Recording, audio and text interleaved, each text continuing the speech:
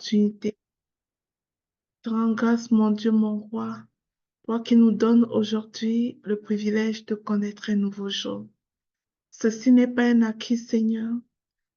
Nous voulons te dire merci, Seigneur, pour ta bonté. Merci pour les bontés que tu renouvelles chaque matin. Merci pour ce privilège, Seigneur, que tu nous donnes de nous retrouver une fois de plus ici pour continuer cette session d'enseignement, cette session d'édification sur la question de la grâce. Père, nous te bénissons, nous te remercions pour tout, nous t'exaltons. Nous voulons élever ton nom et ton nom seul. Tu es notre Dieu, tu es notre Créateur. Tu es celui qui nous a tant aimés au point d'envoyer ton Fils, le Seigneur Jésus-Christ, qui s'est offert en sacrifice immolé pour nous. Merci mon Dieu, mon roi. Merci Papa. Seigneur Jésus, nous voulons te dire merci pour cet immense amour manifesté à la croix. Tu as donné ta vie pour nous et nous te sommes éternellement reconnaissants.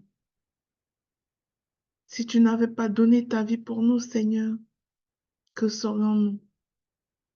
Cependant, Papa, beaucoup de personnes ne sont pas conscientes du prix que tu as payé à la croix et ne comprennent tout simplement pas qu'ils sont libérés, qu'ils sont déjà délivrés malgré leurs iniquités. Père, donne-nous de prendre conscience de ce que tu as déjà payé pour nous, de ce que tu as pris notre place de condamner, afin que nous devenions libres de la justice de Dieu. Merci Seigneur Jésus.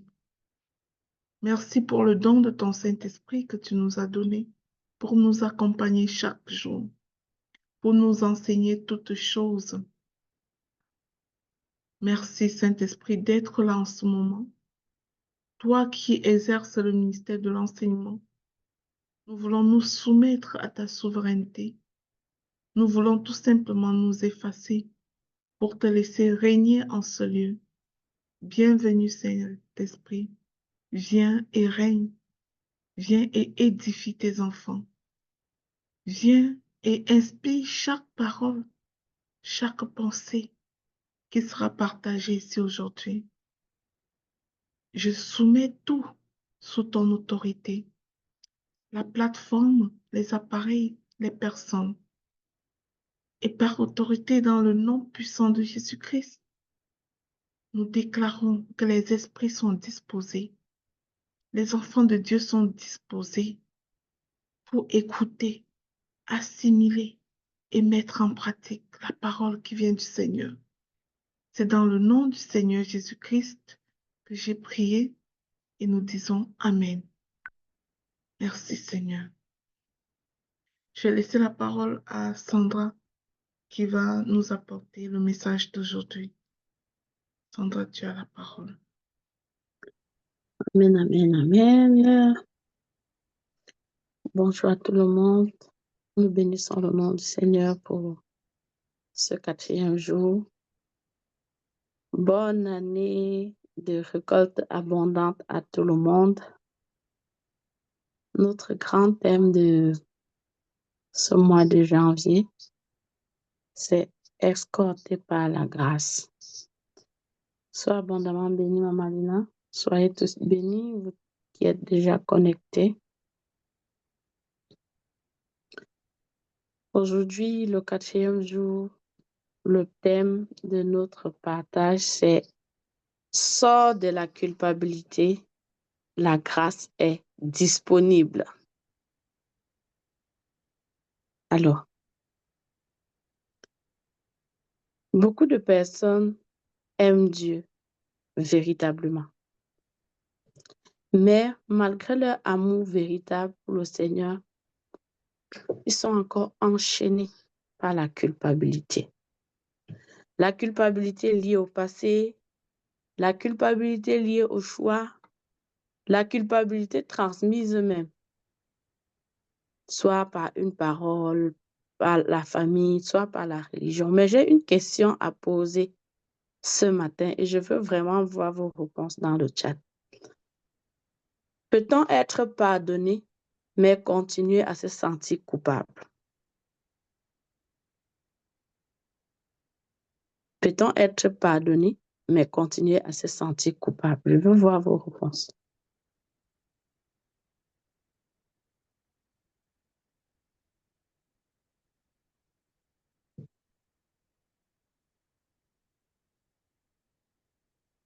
OK, je vois des oui, je vois non. OK.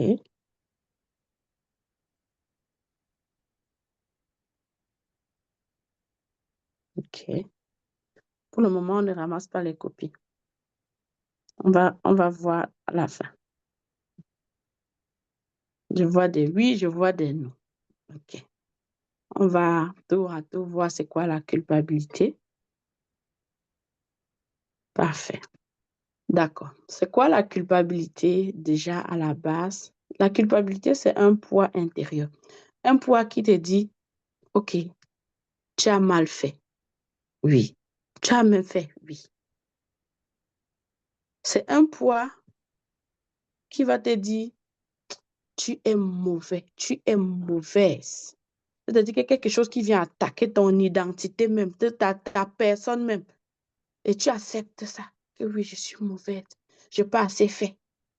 Et comme synonyme de la culpabilité, c'est auto-accusation, c'est auto-punition, ça peut mettre auto-sabotage. Que toi-même, tu t'auto-sabotes. C'est déshonneur.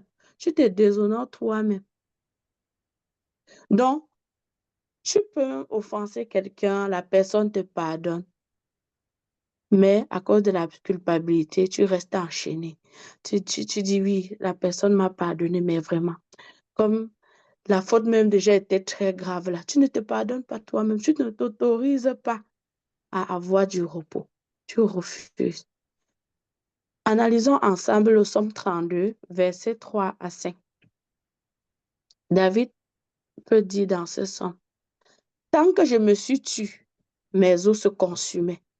Je gémissais toute la journée, car nuit et jour, ta main s'appesantissait sur moi. Ma vigueur n'était plus que sécheresse, comme celle de l'été. Je t'ai fait connaître mon péché. Je n'ai pas caché mon iniquité. J'ai dit, j'avouerai mes transgressions à l'Éternel, et tu as effacé la peine de mon péché. Voilà.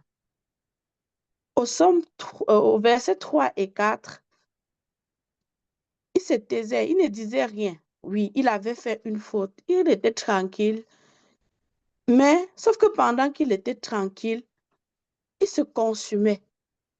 Ça lui causait une souffrance intérieure profonde, au point où son corps même prenait un coup.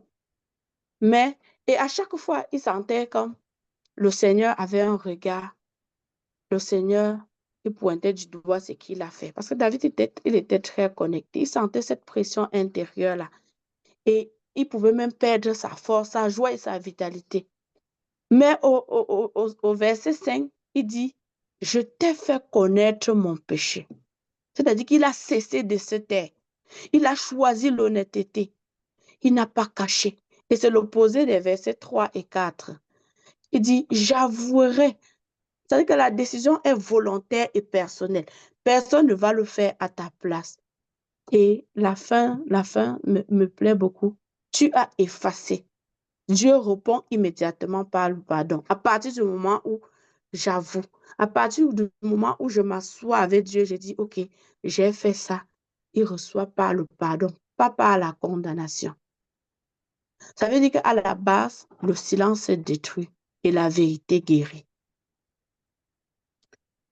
Maintenant, nous allons analyser quelques formes de culpabilité et je veux que chacun soit assez attentif. Je peux ne même pas citer ce par quoi tu passes, mais à partir de certains exemples, je pense qu'on va comprendre. Déjà, il y a la culpabilité réelle. Ça veut dire que la faute réellement a été commise. Tu l'as fait. Prenons l'exemple dans la Bible, au cas de David, qui parle dans le Psaume 32 que nous avons vu ensemble. David il a véritablement péché. Dans le psaume 51, c'est clair, David avait péché. Et il est allé avec la femme d'autrui. Il est allé avec Bathsheba et puis il a même fait tuer son mari. Il a fait tout ça. Prenons le cas d'Adam et Ève. Ils ont désobéi à Dieu dans Genèse 3. Ils ont mangé, ils ont consommé le fruit que le Seigneur avait défendu. Maintenant, pour toi, je ne sais pas. Tu as menti. Tu as blessé quelqu'un par tes paroles, par exemple. Cédé à une tentation. Voilà. Ça, c'est des choses qui arrivent. Manquer à plusieurs cultes. Des fois, on se dit, oh, je ne suis pas une bonne mère, je m'énerve trop. Je n'arrive pas à être disponible émotionnellement. Voilà des choses qui nous arrivent. Mais maintenant, rappelons-nous que la culpabilité ne dit pas seulement j'ai mal agi, mais plutôt je suis mauvais, je suis mauvaise. Dans laquelle de ces culpabilités, tu te reconnais. Ça, on a vu la culpabilité réelle, c'est que tu as réellement fait une faute. Maintenant, il y a des culpabilités exagérées. C'est-à-dire que la responsabilité même ne t'incombe pas directement. Par exemple, après un péché déjà confessé, Dieu t'a pardonné. Ton frère même t'a pardonné. Mais toi, tu ne te pardonnes pas. Tu continues à porter le fardeau. Je sais que j'ai demandé pardon, mais je dois encore payer. C'est-à-dire que tu t'infliges une autre souffrance parce que tu te dis que non, c'est à force de souffrir là même que ça va s'effacer. Et tu te dis non, si je souffre encore, c'est normal parce que c'était trop grave ce que j'avais fait. Mais tu oublies que la parole de Dieu dit dans Romains 8, verset 1, qu'il n'y a plus, que maintenant il n'y a aucune condamnation pour ceux qui sont en Jésus-Christ. Sauf si tu doutes même que tu es en Jésus-Christ. Parce que deux fois même, on est en Jésus-Christ. À cause d'une faute, on arrive même à douter qu'on est en Jésus-Christ. Souvent, tu es là, ça va mal dans ton couple. Et ce n'est même pas forcément de ta faute.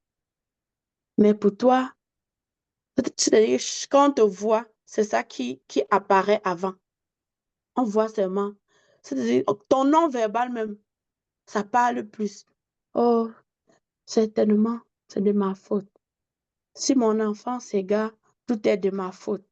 Si l'autre souffre, c'est parce que j'ai posé les limites. Je me rappelle à un moment donné, j'avais deux fois des plaintes de l'école de ma première fille et ça me faisait tellement de la peine que je travaillais en surveillant mon téléphone. J'avais toujours cette impression que une autre plainte va venir, une autre plainte va venir. C'est comme je marchais avec. En tout temps, c'est ça qui était présent dans mon esprit. Parce que quand je voyais un message qui vient de l'école, c'était tout. Pour moi, c'était comme, oh mon Dieu, à quel niveau je n'ai pas été à la hauteur. Voilà une autre plainte. J'ai été délivrée de cette façon de penser-là quand j'ai fait la formation en leadership. Quand on a fait la formation en leadership, j'ai reçu ma délivrance à partir de là. L'autre souffre parce que tu as posé une limite. Par exemple, tu es dans un cas d'adultère. Et puis, le Seigneur t'interpelle fortement, il te dit, lâche la branche là. Et puis, quand tu vas venir dire à l'autre que non, tu sais vraiment, je suis plus capable. Ce qu'on fait là, ce que toi et moi nous faisons là, ce n'est pas correct et je vais lâcher, je vais abandonner. L'autre te dit, non, vraiment, je vais mourir si tu me laisses. Il te raconte des balivernes. Et parce qu'il te raconte des balivernes, tu te dis, oh, vraiment, oui, le Seigneur m'appelle à lâcher la branche, mais je vois aussi que en lâchant la branche, l'autre va mourir, il va beaucoup en souffrir. Mais non, mais non. Vous savez que j'aime vous raconter mes choses, hein. Je vais vous raconter quelque chose. Étant plus jeune, il y a, il y a eu un jeune homme qui voulait m'épouser.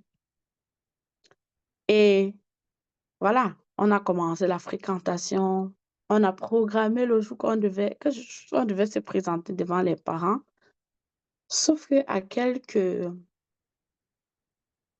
je vais dire quoi, mois ou semaines de la date qu'on s'était fixé ensemble, il a commencé à être bizarre, surtout que j'avais changé de ville. Quelque chose que, voilà, quand je devais partir pour la ville où j'étudiais, il n'était pas d'accord du tout. Donc, selon lui, il aurait fallu que j'abandonne même l'école et tout parce que, voilà, on est en train de cheminer ensemble. Mais non. Alors, quand il a commencé à se montrer distant, il n'appelle plus, il ne répond plus aux messages, se montre distant, j'ai commencé à réfléchir, à en souffrir certainement. Demander qu'est-ce qui ne va pas, rien. Je voyage, je lui demande qu'est-ce qui ne va pas, tout va bien. Je dis ok, je retourne. Je continue de souffrir. Finalement, la date passe, il ne dit plus rien. Je dis ok. Qu'est-ce que j'ai fait? Rien. Je reviens une autre fois. Qu'est-ce qui se passe? Rien. Je retourne. Une autre fois, la troisième fois quand je suis arrivée, la première des choses, c'est que, oh, bon, j'ai déménagé. D'accord. Qu'est-ce qui se passe finalement? Rien. Mais par la grâce de Dieu, un de ses amis qui m'appréciait beaucoup, il a fini par me dire la vérité. En fait, il n'a pas déménagé, ils ont déménagé. OK? Ils ont déménagé parce qu'il y a une autre femme et puis elle est même enceinte. D'accord. Je vous assure, ça m'a refroidi, ça m'a brisé. Et puis, voilà, j'ai commencé à le détester dans mon cœur tranquillement. Et quand j'ai fini mes études, je suis revenue dans la ville. Je travaillais non loin de son bureau, donc on pouvait se voir pendant les pauses. On se pouvait, voilà. Sauf que quand on se voyait, il passait, je passais, quoi. Pour moi, il n'y avait même pas lieu de dire bonjour à quelqu'un à l'heure. Et à un moment donné, il a commencé à insister, il faut vraiment que je t'explique ce qui s'est passé et tout. Un soir, je me suis arrêtée. J'ai dit, OK, je t'écoute. Il m'a raconté comment, OK, oui, parce que son papa était décédé, il a succédé, son papa était chef, il fallait qu'il épouse d'abord une femme de son village et tout. Mais comme ça, il m'aime toujours parce que vraiment, il m'a vraiment aimé. C'est bien. Sauf qu'après, j'étais vraiment aimée là. Oh, tu es vraiment la seule femme que mon cœur a aimée. Voilà, OK. Après ça, qu'est-ce qui suit? C'est que voilà, il veut qu'on entretienne une relation en secret. Et Jésus. Et quand il disait ça, je le regardais, je disais toujours. Donc, quand toi, tu me vois, je suis très moche. Il n'y a pas un homme qui peut accepter de m'épouser. Jusqu'à tu es mariée, tu veux que je sois ta maîtresse. Et je disais non, non, non, non, non. Jusqu'à ce que par la grâce de Dieu, voilà, je me suis mariée.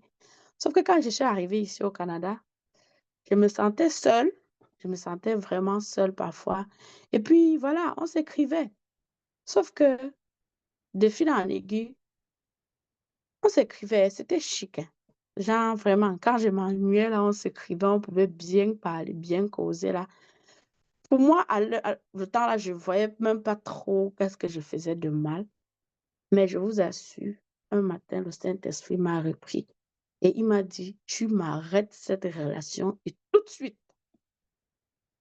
Et j'ai dit oui et amen. Mais je peux vous dire que je restais un peu à écouter ces balivernes. Oh, tu sais, je souffre trop, vraiment, comme tu n'es pas là. Ah, ya, ya, ya. OK.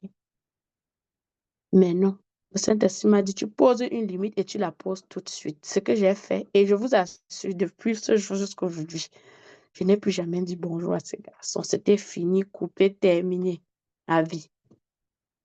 Des fois, nous portons une responsabilité qui ne nous appartient pas. Tu as fait ton choix, tu l'assumes.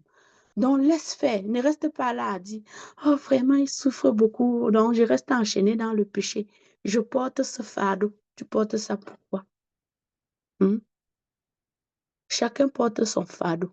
Ézéchiel 18, verset 20 nous dit, l'âme qui pêche, c'est celle qui mourra.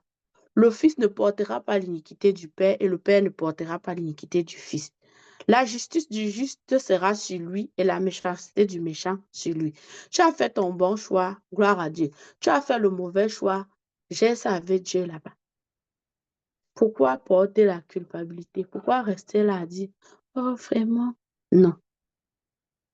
Deux fois, on porte la culpabilité liée au passé. Ce que tu as fait il y a de cela 10 ans, 20 ans là. Non. Pour toi, ça te disqualifie encore. Oui, quand j'avais mes 17 ans, ça c'est un exemple, c'est pas ce que j'ai fait. Quand j'avais mes 17 ans, je suis tombée enceinte et secrètement, j'ai fait avorter de ces bébés. Oui, j'ai demandé pardon à Dieu, mais je pense que la faute était tellement grave qu'il ne m'a jamais pardonné. Tu vis avec. Et si par malheur, tu vas en mariage et que les premières années, là, c'est un peu difficile, tu ne parviens pas à concevoir. Non. C'est-à-dire que tu marches avec cette culpabilité à vie. Oh, c'est sûr que c'est à cause de l'avortement, là. Dieu n'a jamais pardonné. Tu marches. Je ne sais pas si c'est le cas de quelqu'un dans ce zone. Vraiment, sois délivré. Sois délivré. Peu importe ce que tu as fait.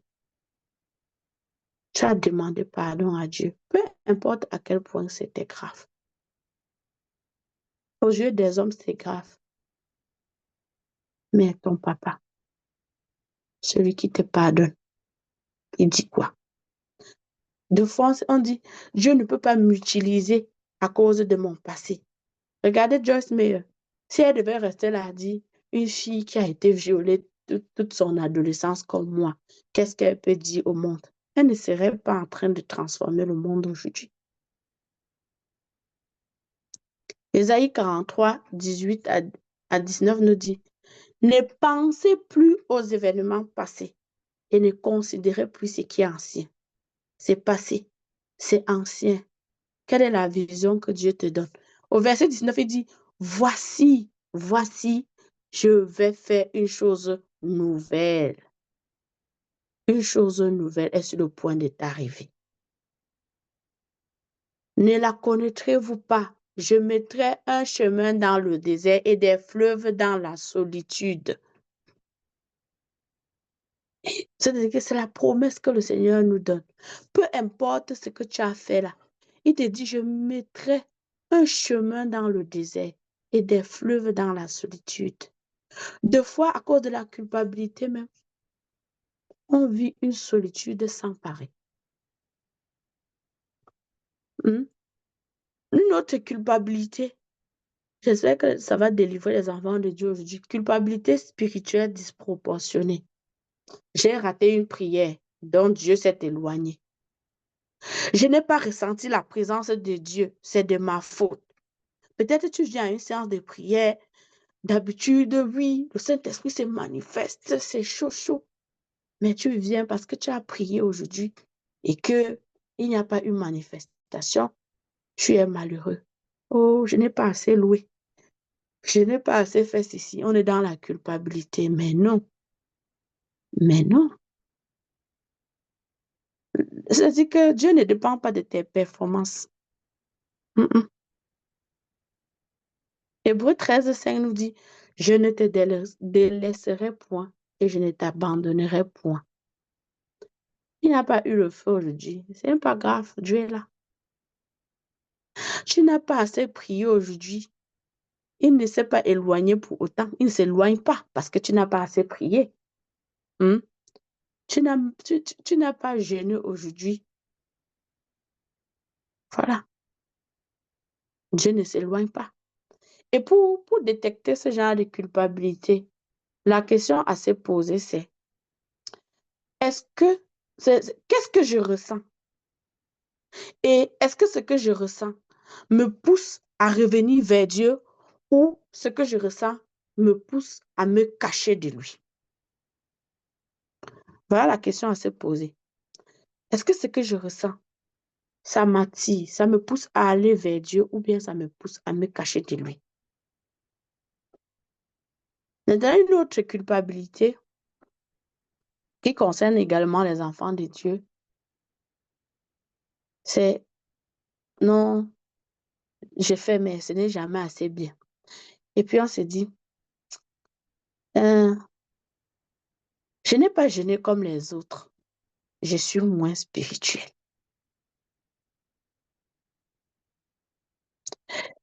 Si j'ai fait une erreur, Dieu va me punir. Ce qui m'arrive est sûrement une punition. Donc, on vit un peu sur le qui-vive là. Dieu m'enseigne par la souffrance. Oh my God. Ça me fait penser à l'histoire de l'une de mes filles.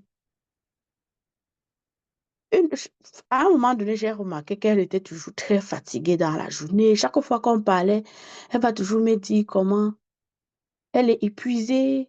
Au travail, elle est fatiguée. Le soir venu, elle est épuisée. Et je lui demandais, dis-moi un peu, comment tu fonctionnes? Parle-moi de ton fonctionnement. Elle me dit, non, je prie tous les jours à minuit. Donc, je dors à 1 heure, 2 heures du matin. J'ai dit, ah, pourquoi tu pries tous les jours à minuit? Elle me dit qu'elle fait les prières de combat. J'ai dit, mais depuis des années, tu combats seulement quoi? C'est quel genre que tu combats depuis des années, il n'est jamais tombé. Et c'est quoi que tu penses que c'est seulement en faisant ça tous les jours à minuit, en te tuant comme ça là, que ça va. C'est quoi le problème? Il y a quoi? J'ai crié sur cette fille, j'ai dit, mais c'est quoi?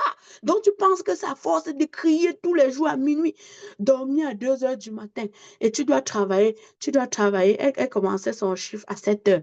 Tu dois commencer ton chiffre à 7 heures. Donc, si tu as dormi à 2 heures du matin, tu dois dormir à peine, je ne sais pas si c'est 3, 4 heures là. Et puis, tu peux au travail. Tu es épuisé. Et puis, si tu es épuisé, ça a l'impact sur ton travail, hein. Et puis, le soir venu comme ça, il faut t'occuper des enfants, faire le souper. Tu es là comme ça, tu t'affales, tu es fatigué, mais tu attends encore l'autre minuit, hein, parce que tu as les grands combats. Je dis, mais c'est quoi? Attends, tu crois que c'est Dieu regarde seulement à tes prières de minuit de tous les jours là que tu viens que, hein, vraiment, Seigneur. Ah, non, je lui ai dit, change cette façon de faire. Je lui ai dit, là, tu exagères. Tu délivres quoi? Ça ne délivre pas. Ça veut dire que toi-même, tu n'as même pas confiance en ce que tu es en train de faire. Parce que si tu viens aujourd'hui délivrer, demain tu viens délivrer. Si c'est 1 mois, tu es en train de délivrer, ça n'a jamais délivré. Qu'est-ce que tu es en train de faire? Il faut dormir un peu. Organise. Dieu n'est pas dans le désordre, hein. Dieu n'est pas dans le désordre. Romains 8, 15 dit, vous n'avez pas reçu l'esprit de servitude pour être encore dans la crainte, mais vous avez reçu l'esprit d'adoption, selon lequel nous crions Abba Père. C'est quoi de vivre dans la servitude? D'aucuns pensent que non, ils doivent toujours être forts spirituellement. Un vrai chrétien ne doute pas. Un vrai chrétien ne pleure pas. Un vrai chrétien ne pleure pas comme ça. Donc, c'est que tu as un problème comme ça, tu peux même poser à ton frère ou ta soeur en Christ. Et la réponse est, un vrai chrétien ne pleure pas comme ça. Hey, si ça fait mal, il faut pleurer. Mets-toi au pied de ton maître et tu pleures bien même. La parole ne nous dit pas dans Somme 34, verset 19, que l'Éternel est près de ceux qui ont le cœur brisé. Parce que quand on te dit ne pleure pas, tu ne pleures pas. Finalement, tu finis dans la dépression. Ils sont encore les mêmes à se moquer de toi. Tu t'es étouffé, pourquoi? Il faut pleurer. Et puis, de fois, on se dit, si je tombe encore, c'est que je ne suis pas sauvé. Non, c'est faux. Dieu doit se lasser de moi.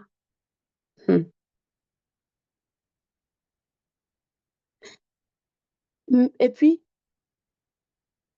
même si je suis épuisée, je dois toujours servir. On connaît, non? Un leader ne tombe jamais. Jamais, jamais, jamais. C'est-à-dire qu'on voit des femmes qui quittent leur foyer le matin, partent au temple. Elles servent le matin. Elles vont servir au premier culte, servir au deuxième culte, servir au troisième culte, rentrer à la maison à 19h. Elles rentrent à 19h comme ça, là. Depuis le matin, peut-être même, sa maison même n'est même pas nettoyée. Les enfants n'ont pas mangé. Elle était en train de servir. Elle se dit que non, c'est seulement à force de servir, servir. Peut-être même parce qu'elle a fait quelque chose. Elle a un fardeau. Pour elle, c'est que c'est à force de servir, servir, servir, servir comme ça, là, de s'épuiser comme ça, que Dieu doit voir que non, Franchement, elle a payé le prix de tout ce qu'elle avait fait là. Maintenant, on peut pardonner. Le service ne remplace pas la relation. Deux fois, on se dit, dis non, c'est manquer d'amour. Tout, tu dois accepter. Tu dois accepter. Une autre de mes filles dans son assemblée, elle était une bénie, oui, oui. Donc, le genre que chacun sait que non, si j'ai quelque chose à faire, j'appelle telle. Non, elle va laisser tout ce qu'elle a à faire là. Laisser ses enfants, abandonner sa maison, son mari, pour aller. Non, tel sister a besoin de manger le coq. Elle prépare, pardonner. Tel sister avec ceci. Oh, Madame Pasteur a dit que c'était sa vie comme ça. Et pendant qu'elle faisait ça, elle avait les problèmes avec son mari. Pendant qu'elle faisait ça, c'était chaud dans son couple. Elle dit comme ça, là, c'est chaud chez moi. Et on analyse. J'ai dit, mais attends, arrête un peu. Arrête ça. Parce que pour toi, dire non, c'est manquer d'amour. Qui a dit ça? À un moment donné, tu dois définir c'est quoi ce qui est important, c'est quoi ce qui est urgent, c'est quoi ce qui m'incombe véritablement. Tu ne dois pas tout porter. L'autre culpabilité, c'est des culpabilités émotionnelles. Oui, j'ai fait ceci, et puis, parce que cette culpabilité n'est pas traitée, ça produit quoi? La honte. Ça produit quoi? La fuite. Ça produit quoi? Comme on a dit, l'auto-sabotage. Et on a de la difficulté à recevoir l'amour. On a de la difficulté. On fuit, on a honte. Peut-être même c'est quelque chose qu'on t'a dit toute ta vie, toute ton enfance. Tu n'es pas assez bon. Parce que tu as fait des bêtises à la maison. On t'a dit, tu n'es pas assez bon. Tu as accepté aussi. Tu vis comme ça. Je n'ai jamais été bon. C'est ça. Mais non. Examinons le passage de Luc 5, 12 à 16 ensemble. Je vais le lire. Comme Jésus était dans la ville, voici un homme couvert de lèpre. Voyant Jésus, se jeta face contre terre et le supplia, disant, Seigneur, si tu le veux, tu peux me rendre pur. Jésus étendit la main, le toucha et dit, je le veux, sois pur. Et aussitôt, la lèpre le quitta. Et Jésus lui ordonna de ne dire à personne, mais il dit, va te montrer au sacrificateur et offre pour ta purification ce que Moïse a prescrit afin que cela serve de témoignage. La nouvelle de lui se répandit de plus en plus. Les foules nombreuses se rassemblaient pour l'entendre et pour être guéris de leur maladie. Mais lui, il se retirait dans le désert pour prier. Voilà. Nous savons, pour ceux qui lisent leur Bible, dans l'Ancien Testament, la lèpre symbolisait le péché, la désobéissance. Donc, quelqu'un qui avait la lèpre, là, était déjà isolé de la société parce qu'on voyait en lui quelqu'un qui a fait quelque chose de grave et qui est condamné. Donc, cette personne était déclarée impure. Donc, on était convaincu de son indignité. Ce lépreux, il s'approche de Jésus. Il regarde Jésus. Il sait que Jésus peut. Il sait que Dieu peut. Dieu peut le guérir. Mais la seule chose dont il n'est pas convaincu, c'est est-ce qu'il va vouloir le faire pour moi? Vous voyez la voie de la culpabilité? Je sais que Dieu peut me pardonner. Mais est-ce que dépendamment de la faute que j'ai commise là, il va vouloir? Sauf que après son questionnement,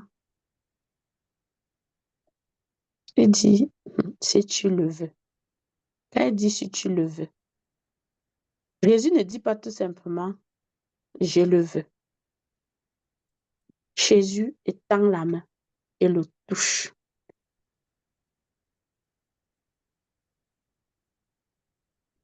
Donc, Jésus ne fuit pas ce qui fait honte. Je ne sais pas ce que tu as fait.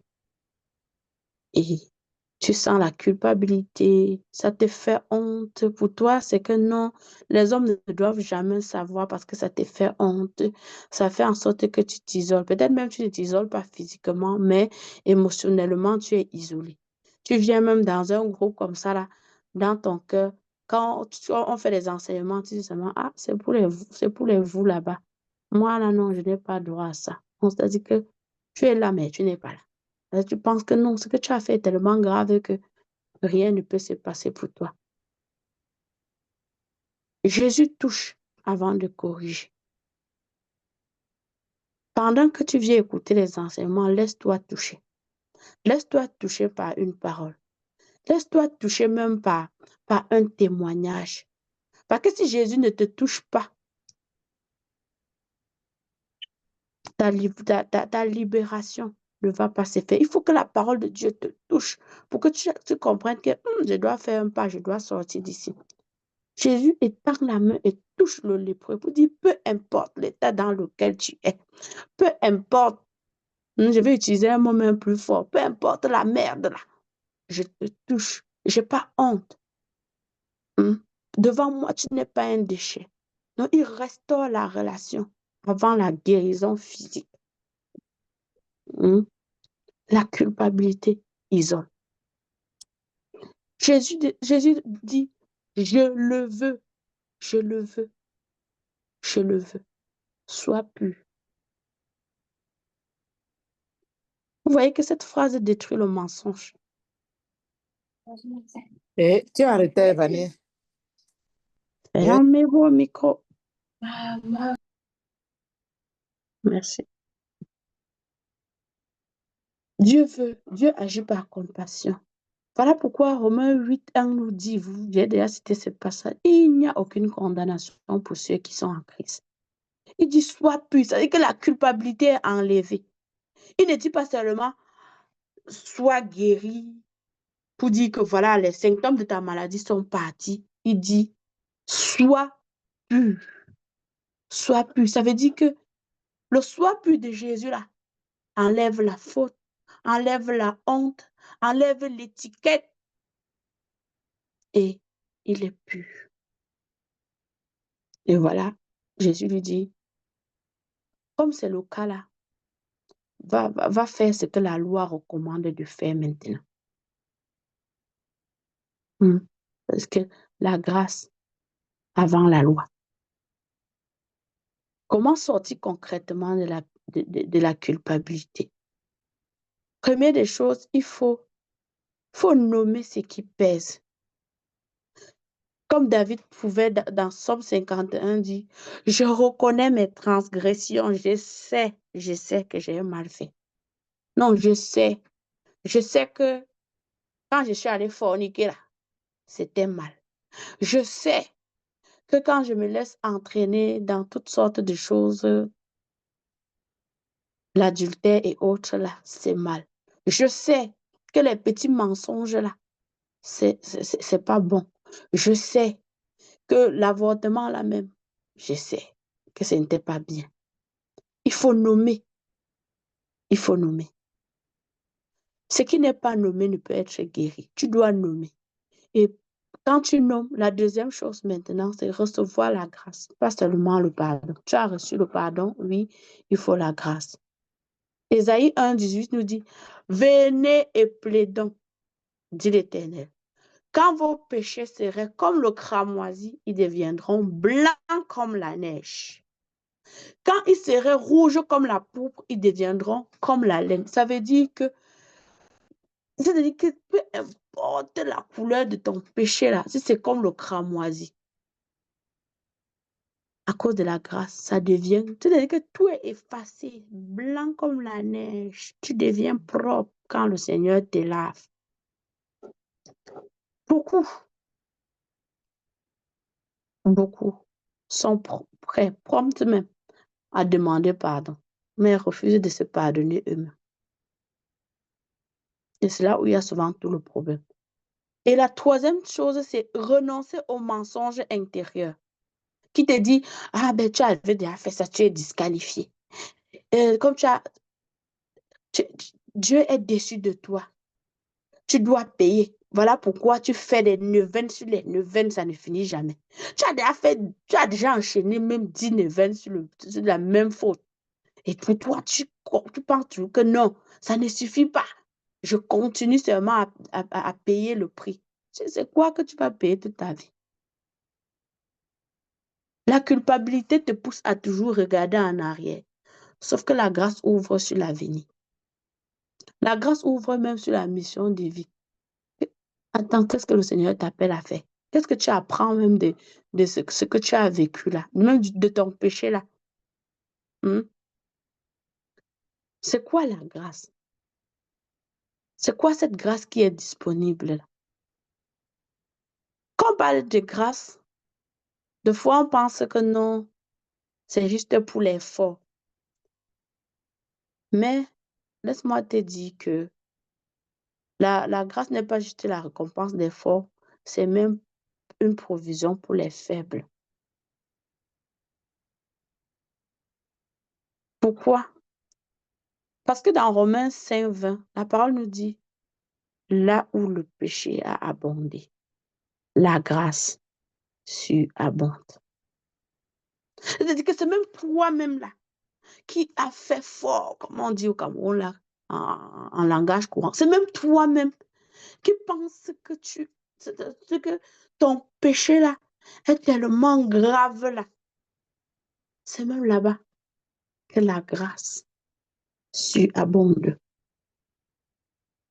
La grâce est disponible pour sortir de la culpabilité. Pendant que la culpabilité va te dire, cache-toi, isole-toi, la grâce te dit, approche-toi. Voilà pourquoi notre passage principal de cet enseignement, Hébreux 4, 16 dit, approchons-nous donc avec assurance du trône de la grâce, afin d'obtenir miséricorde et de trouver grâce pour être secouru dans nos besoins. Qu'est-ce que tu as fait? Est-ce que tu es resté enchaîné par, comment je vais dire ça? Est-ce que tu es resté enchaîné par les films non autorisés? Est-ce que tu es resté enchaîné dans la fornication? Est-ce que tu es resté enchaîné dans l'adultère? Est-ce que tu es vraiment, dans quoi es-tu resté enchaîné? Je connais mieux que moi dans quoi tu es resté enchaîné. Et tu penses que à cause de ça, tu ne mérites rien. À cause de ça, tu es sale aux yeux de l'Éternel. À cause de ça, les hommes même te laissent marcher avec eux juste parce qu'ils ne connaissent pas. Sinon, s'ils découvrent même, ils ne vont même pas te tolérer. Sauf que ce matin, la parole te dit dans Hébreux 4, 16 que la grâce est accessible. Elle est même immédiate. C'est pas quelque chose qu'on va te dire que non, viens. C'est pas les rendez-vous qu'on donne dans les bureaux des boss là. Que non, bon, viens un peu demain, on va voir si on peut. Elle est disponible et elle est immédiate. La grâce, oui, elle n'annule pas la responsabilité, elle n'enlève pas.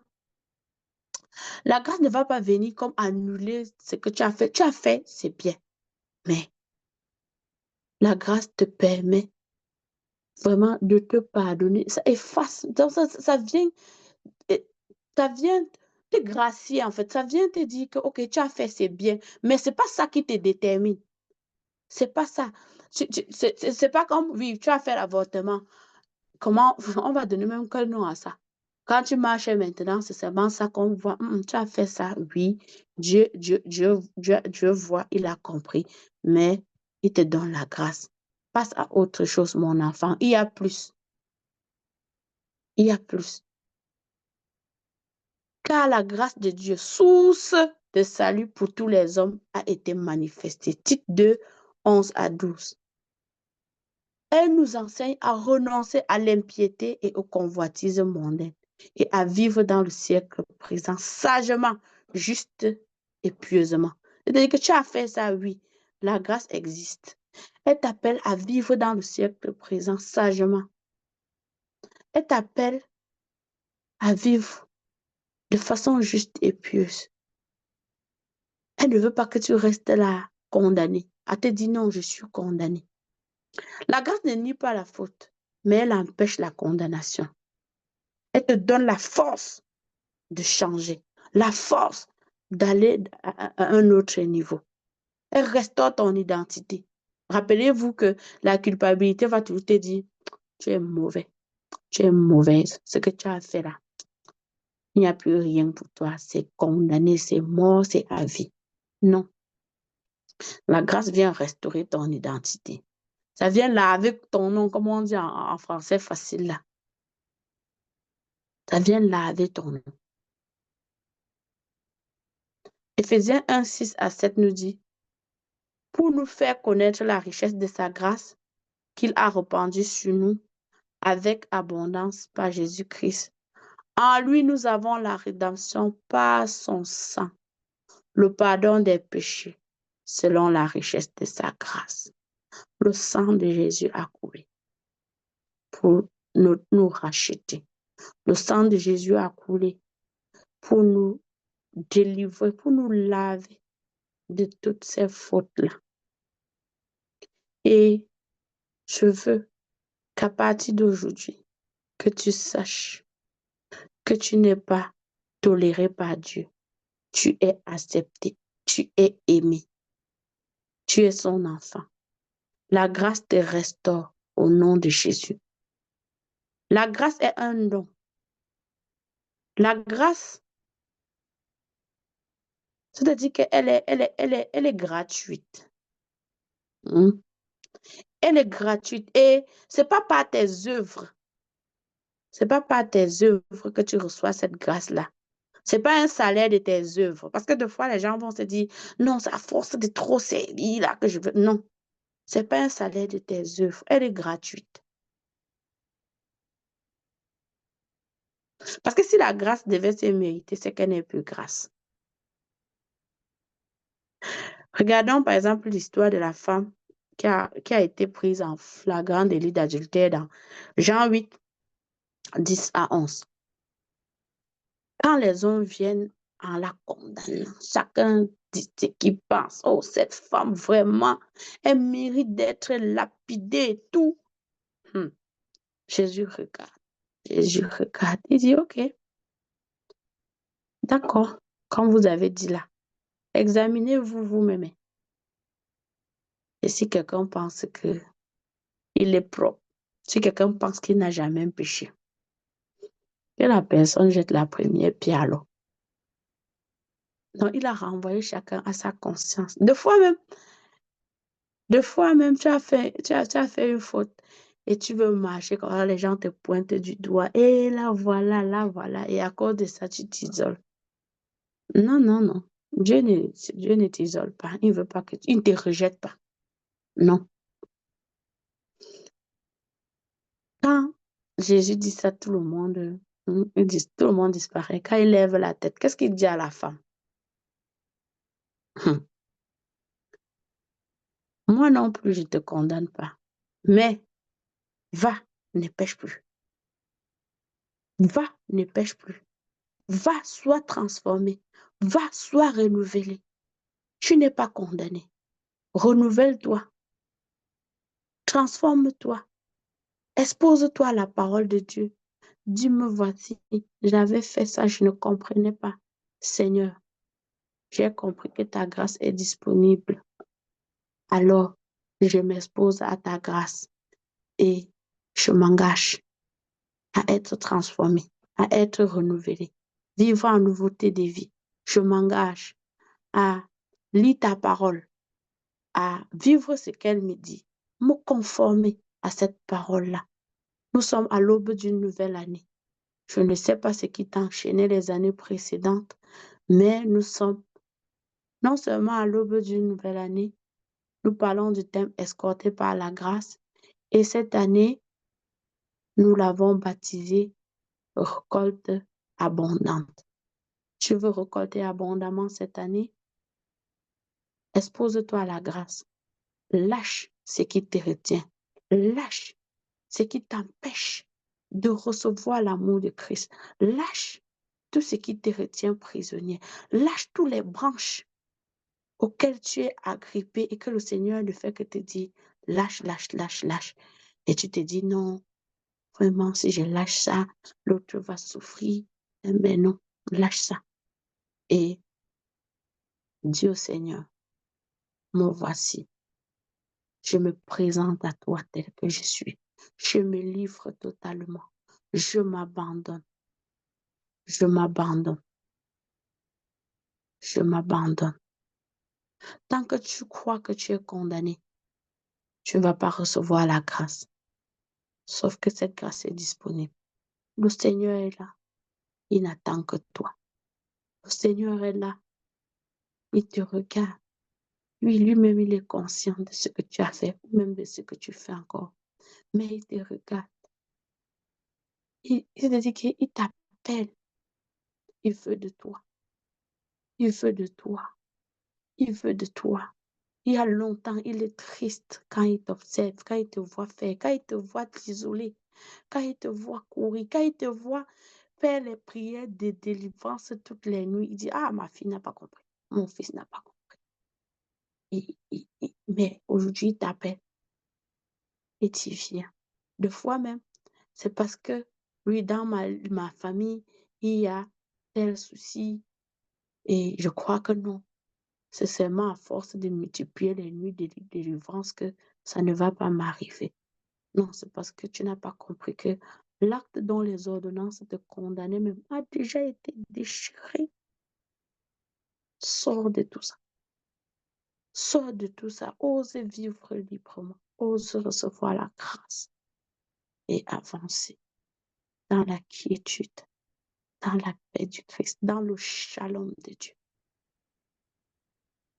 Merci Jésus. Amen. Amen.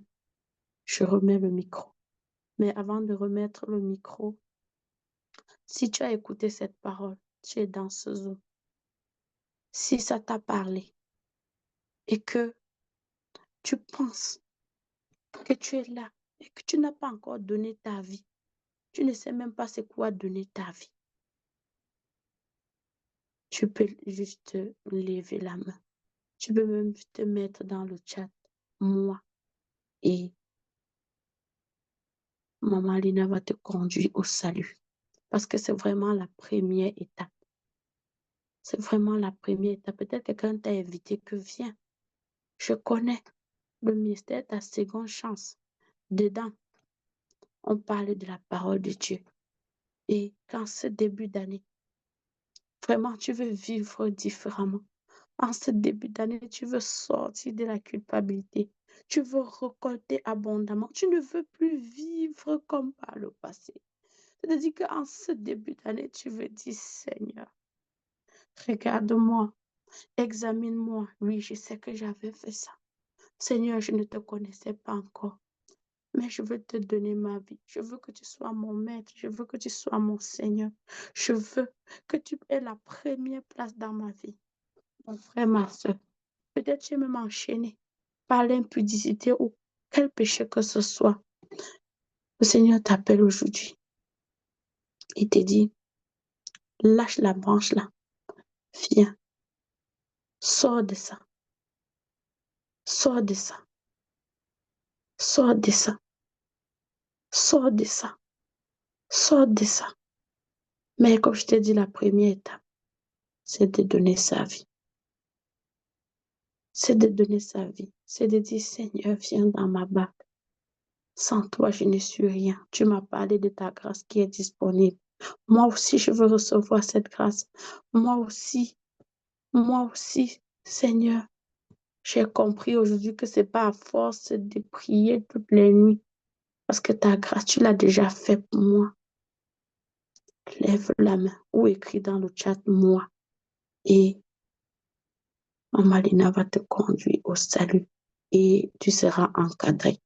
parce que ce n'est pas juste ça, c'est juste la première étape et par la suite, vous êtes dirigé dans un autre groupe où vous êtes encadré. Maman Lina, je remets le micro, j'ai béni l'Éternel pour ce matin.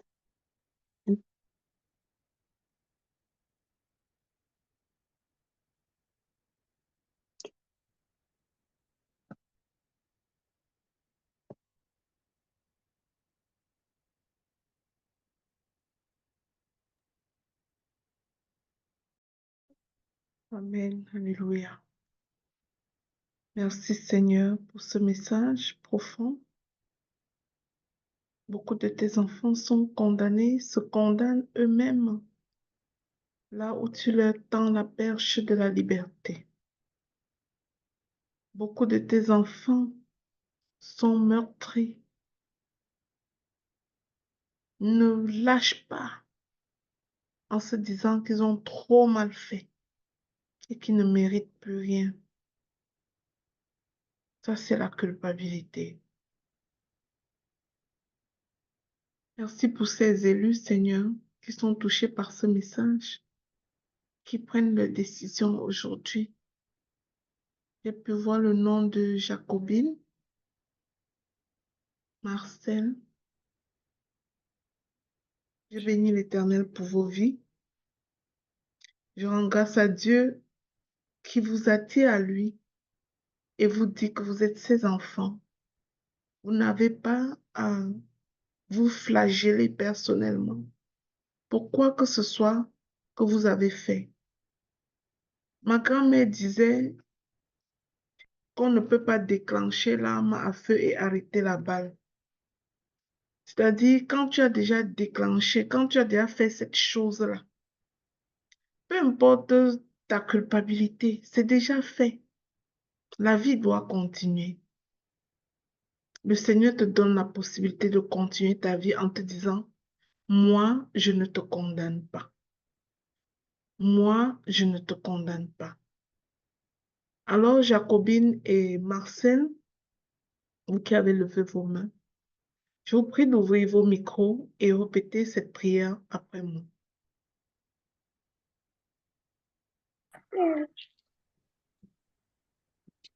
Père céleste, Et Céleste, je te remercie pour ton amour. je te remercie pour ton amour. Je te remercie pour ta miséricorde infinie. Je te remercie pour ta miséricorde infinie. Je connais mes transgressions. Je connais mes transgressions. Je sais que je ne mérite pas, Je sais que je ne mérite pas, mais en même temps, j'accepte la miséricorde que tu m'offres. mais en même temps, j'accepte la miséricorde que tu m'offres. J'accepte que je suis pardonné, lavé. J'accepte que je suis pardonnée, lavée. Je suis adopté et je suis enfant de Dieu. Je suis adoptée et je suis enfant de Dieu. Je crois que Jésus est mort sur la croix pour me délivrer de tout ce qui me condamnait. Je crois que Jésus est mort sur la croix pour me délivrer de tout ce qui me condamnait. Aujourd'hui, je reçois ce Jésus dans mon cœur Aujourd'hui, je reçois ce Jésus dans mon cœur comme mon seul Seigneur et mon seul Sauveur. comme mon seul Seigneur et mon seul Sauveur. Amen. Amen. Gloire à Dieu. Soyez vraiment délivrés, Marcel et Jacobine, de cette culpabilité. Soyez délivrés de ce qui vous condamnait dans votre cœur. Sachez que Dieu est bon et que nous tous qui sommes ici devant en train de parler, nous sommes les premiers pécheurs. Sachez que l'apôtre Paul, qui a tellement évangélisé, qui a écrit plus de la moitié du Nouveau Testament, sachez que c'est quelqu'un qui tuait les chrétiens. Sachez que c'est quelqu'un qui persécutait les chrétiens. Mais c'est lui que Jésus a appelé pour partager l'évangile. Sachez que David, qui était roi, que Dieu l'a appelé l'homme selon son cœur, c'est quelqu'un qui était parti avec la femme d'autrui. Et un péché entraînant un autre.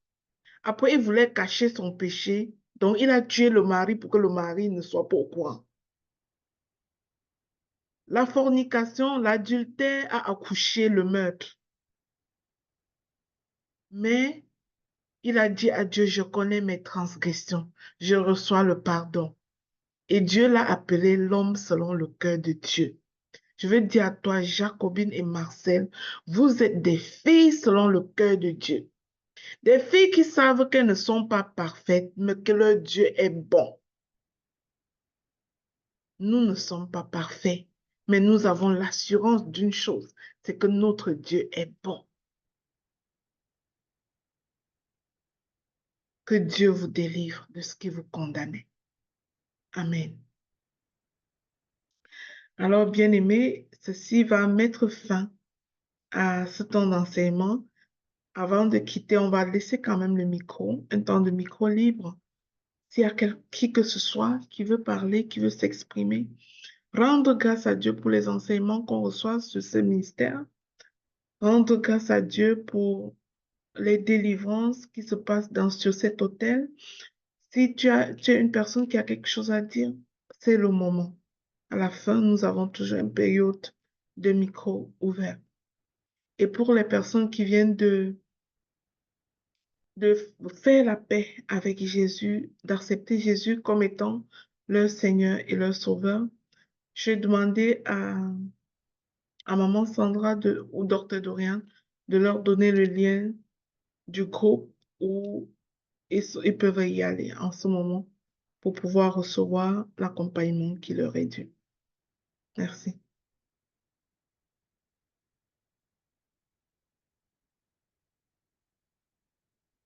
Et voilà, nous n'avons pas de main levée. Je crois que tout le monde a très bien compris. Rendons grâce à Dieu pour ce que nous avons reçu ce matin.